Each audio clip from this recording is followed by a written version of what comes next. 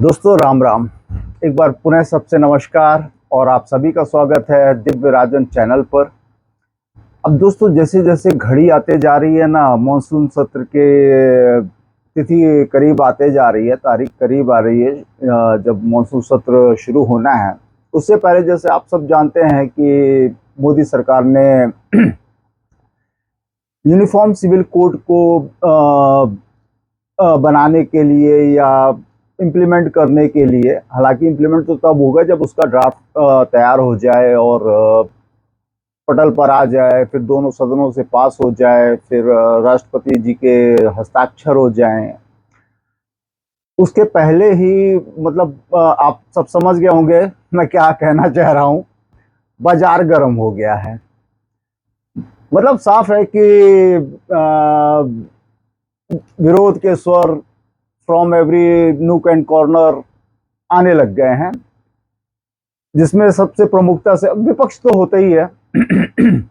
आप ऐसा कह लें कि विपक्ष का जैसे एक काम ही रहता है कि विरोध के लिए विरोध करना है, इरेस्पेक्टिव ऑफ द पार्टीज। मुझे इससे गुरेज नहीं है कि पार्टी कौन सी है। आज विपक्ष में कांग्रेस, राष्ट्रीय जनता दल, समाजवादी या और आप बहुत सारी पार्टियां हैं। कभी भाजपा होती थी, वो भी विरोध करती थी, परंतु सिर्फ विरोध करने के लिए विरोध करना कहाँ तक तर्क संगत है, यह समझ से परे है। आम जन से के तो समझ से परे है। भले आम जनता उससे खुश हो ना खुश हो वो एक अलग बात है, मगर जैसे कि एक कैरेक्टरिस्टिक्स बोलते हैं जिसको, कि बन जाना कि विपक्षियों का, विरोधी पार्टियों का, it's very common. So it's now the time to UCC, जो यूनिफॉर्म सिविल कोड है, उसका विरोध किया जाए। अभी ड्राफ्ट भी तैयार नहीं है, कुछ भी नहीं है। सिर्फ सरकार ने आम जन से एक राय मांगी थी, सलाह मांगी थी, और करीब 2.5 लाख के करीब लोगों ने अपना सुझाव भेजा, जिस पर मुहर लग गई है कि यह एक कोर एजेंडा रहेगा। वैसे भाजपा का शुरू से अगर आप देखेंगे तो जब वो सत्ता में, तो क्या वो जब 2 सीट लेकर आए थे, जब उनकी स्थिति 2 सीट की हैसियत वाली पार्टी की थी, तब से लेकर आज 303 सीटों की पार्टी बनने तक उनके एजेंडा में वो कोर इशू रहा है। समान नागरिक संहिता हिंदी में कहें तो, और जिसको यूनिफॉर्म सिविल कोड के नाम से भी जाना जाता है। मैंने एक वीडियो पहले भी इस पर बनाया था, आप सबसे संवाद किया था कि साहब 1948 में, उस समय पंडित नेहरू जी के समय से ही ये एक मुद्दा था। और आज इस बात की पुष्टि भी कांग्रेस नेता शशि थरूर जी ने भी की कि नेहरू जी ने भी इसको एक पॉइंट माना था कि जो होना चाहिए, परंतु उन्हें लगा कि फिलहाल जरूरत नहीं है, तो उन्होंने उसको फिर ठंडे बस्ते में डाल दिया, या समय की नजाकत देखते हुए उन्होंने जैसा उनको उचित लगा उन्होंने इसे पुश नहीं किया। परंतु भाजपा के, जैसे मैंने बताया कि हमेशा से यह कोर एजेंडा में था, और बहुत संभावना है कि इस मॉनसून सत्र में जब भी बुलाया जाएगा, यह प्रमुखता से पटल पर रखा जाएगा। और उसके बाद सबसे पहले तो ड्राफ्ट आएगा। ड्राफ्ट को देखने के बाद ही किसी को निर्णय, विरोध करने का या सहमति जताने का हक होना चाहिए, परंतु उसके पहले ही शुरू हो गए हैं, जिनमें अगर देखा जाए तो सबसे ज़्यादा प्रमुखता से सामने आया तो मुस्लिम पर्सनल लॉ बोर्ड, जैसे कि पहले से अपेक्षा थी। उन्होंने इसे अवांछनीय और अव्यवहारिक, इवन की हानिकारक तक कह गए कि, और इसकी विपक्षियों ने, विरोधी दलों ने इसका समर्थन भी किया। कुछ ने इसको 2024 से के जो लोकसभा चुनाव हैं उससे जोड़ दिया। कुछ विपक्षी दलों ने इसको हिंदू तुष्टीकरण, मुझे बहुत अच्छा लगा ये शब्द सुन के कि चलो कोई तो सरकार आई ऐसा जो हिंदू तुष्टीकरण के लिए काम कर रही है। अदरवाइज हिंदुओं को अगर देखा जाए, मैं तो ऐसा मानता हूँ कि हाशिए पर ही रहे हैं। कि कोई भी सरकारी योजना हो या कुछ भी इस प्रकार की रियायत देने की बात हो, तो भैया पहले अल्पसंख्यकों को लाओ, अल्पसंख्यकों में भी जो सबसे यू नो तो खैर, तो अब इसमें एक जो बहुत अपेक्षित था कि आप सभी तैयार हो जाएं, मैं तो तैयार हूं ही आप सब भी तैयार हो जाएं। जैसे अभी जब एनआरसी का बिल आया था और उसके विरोध में शाहीन बाग, सीए के विरोध में शाहीन बाग, और फिर उसके बाद in every nook and corner of the country सब जगह कोई ना कोई बाग था। तो it is very much likely कि इट्स गोइंग टू रेप्लिकेट, फिर से वही सब दोहराया जाएगा।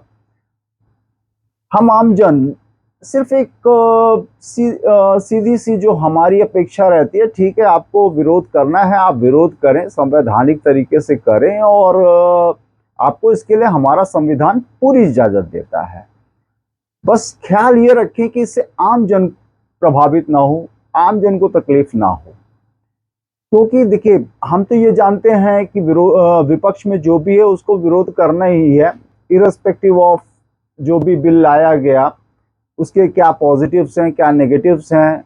नेगेटिव्स हो तो अब बिल्कुल आप विरोध कीजिए, स्वयं मैं विरोध करूंगा, और अगर पॉजिटिव्स है तो फिर समर्थन भी कीजिए।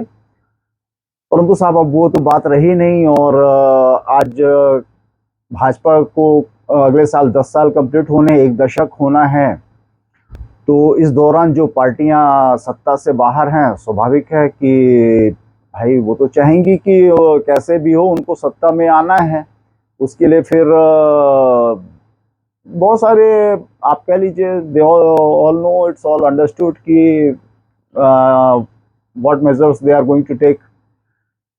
बस ये है साहब कि देश सलामत रहे, आमजन सलामत रहे, बढ़िया से रहे, अमन चैन से रहे, और कुछ नहीं। जो आमजन की सामान्य जो दैनिक अपनी गतिविधियां हैं वो सुचारू रूप से चलती रहें। क्योंकि अगर आपने देखा होगा सीए और एनआरसी के समय पर, जबकि एनआरसी का कोई ड्राफ्ट भी नहीं आया था, बट जिनको विरोध करना है उन्होंने एक तरह से ऐसे कह दीजिए लंका लगाई हुई थी और अभी एक मौलाना का मैं एक कथन पढ़ रहा था, मतलब वही जैसे अभी एक पिक्चर आई है ना, वो आदि पुरुष, जिसमें हमारे आराध्य प्रभु श्री राम का बताया जाता है कि उनका चित्रण किया गया है जिस घटिया तरीके से, और जो घटिया संवाद बोले गए हैं, वैसा ही मतलब उसी स्तर का एग्जैक्टली हूबहू ऐसा लगता है कि कहीं वही उन्हीं से कहीं कोई डायलॉग लिखवाए गए। तो एक बड़ा वैसा डायलॉग उनका कथन आया, धमकी आई, कथन क्या, इसको कथन नहीं कहेंगे, धमकी आई कि हमने चूड़ियां नहीं पहन रखी हैं। अरे साहब, आपसे कहा भी किसने कि आपने चूड़ियां पहन रखी हैं, या आपसे कोई आपको सुझाव किसने दिया कि आप चूड़ियां पहनो? अरे मत पहनो साहब, कोई नहीं पहनता है, मतलब सिवाय महिला वर्ग को छोड़कर। और यस, कुछ कभी मैंने जेएनयू के कुछ एक्टिविस्ट्स को देखा है, वो चूड़ी, नथ और वगैरह वगैरह, सलवार घाघरा सब पहनकर, कुछ एक्टिविस्ट को देखा है जेएनयू में, पिक्स देखे थे शायद मैंने। तो कुछ एंटरटेनमेंट होना चाहिए। तो मगर अपने आप को, आप एक मौलाना हैं, धर्म गुरु जैसे माने जाते हैं, तो बेहतर तो ये रहता है ना कि धार्मिक उसमें आप इन्वॉल्व रहें और जितना हो सके सेवा करें अपने आराध्य की। और बाकी विपक्षी दलों का क्या है साहब, वो तो कोई भी होगा विपक्ष में, वो उसको तो विरोधी करना है। तो और खासतौर पे आम जन से तो यही अपेक्षा रहती है कि वे अपना जैसा जीवन चल रहा है वैसे उसी में खुश रहें। ये बहुत सारी ऐसी बातें होती हैं जो गूढ़ होती हैं, टेक्निकली हम लोगों के समझ के परे होती हैं, तो उसमें हमको इन्वॉल्व होने की ज़रूरत नहीं है। हमारे पास बहुत अच्छे टेक्निकल उस क्षेत्र से संबंधित लोग होते हैं, दक्ष लोग होते हैं।